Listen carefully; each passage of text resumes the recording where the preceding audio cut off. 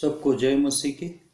सबसे पहले मैं परमेश्वर पिता का धन्यवाद करता हूँ जो आज इस सुबह के समय में हम सबको प्रभु के वचन के ऊपर ध्यान करने के लिए, मनन करने के लिए उसने जो मौका दिया उसके लिए धन्यवाद देता हूँ।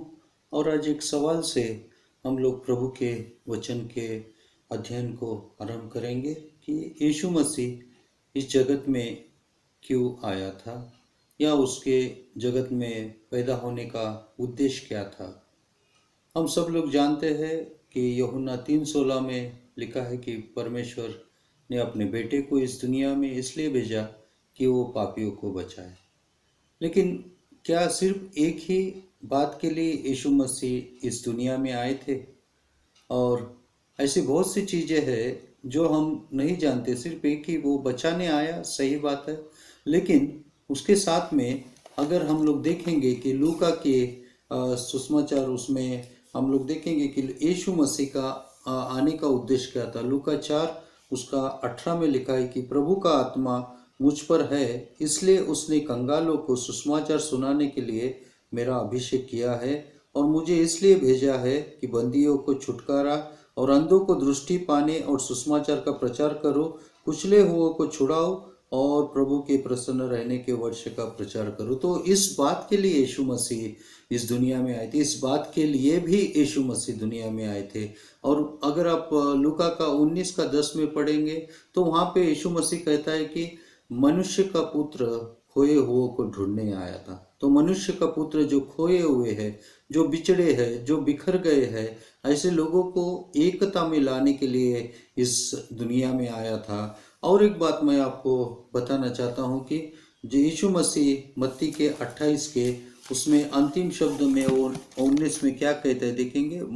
मत्ती 28 के 29 में 19 में यीशु मसीह कहते हैं कि वो यहाँ पे हम कुछ और भी गहरी बातों को समझने का कोशिश करेंगे।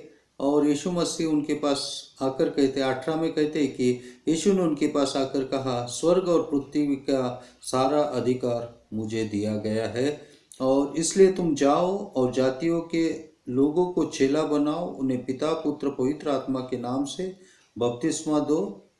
देखो और उन्हें सब बातें जो मैंने तुम्हें आज्ञा दी है मानना सिखाओ, और देखो मैं जगत के अंत तक सदा तुम्हारे साथ रहूंगा। लेकिन मैं वचन 18 के ऊपर आपका ध्यान मैं आपको वहां पे आकर्षित करना चाहता हूं, क्योंकि यीशु ने उनके पास आकर कहा, स्वर्ग और पृथ्वी का सारा अधिकार मुझे दिया गया है। मेरा कहने का मतलब ये है कि यीशु मसीह जो अधिकार आदम हवा ने खोया था, उस अधिकार को देने के लिए भी यीशु मसीह इस जगत में आए थे। और इसके लिए यीशु मसीह सिर्फ पापियों को बचाने के लिए इस जगत में नहीं आए, लेकिन वो जैसे हमने लूका के 4:18 में भी देखा है, और उसी तरह से मत्ती के 28 के 18 से 20 तक में देखा है कि यीशु मसीह हमने जो अधिकार परमेश्वर ने हमको दिया था, उस अधिकार को दिलाने के लिए भी यीशु मसीह इस जगत में आए थे।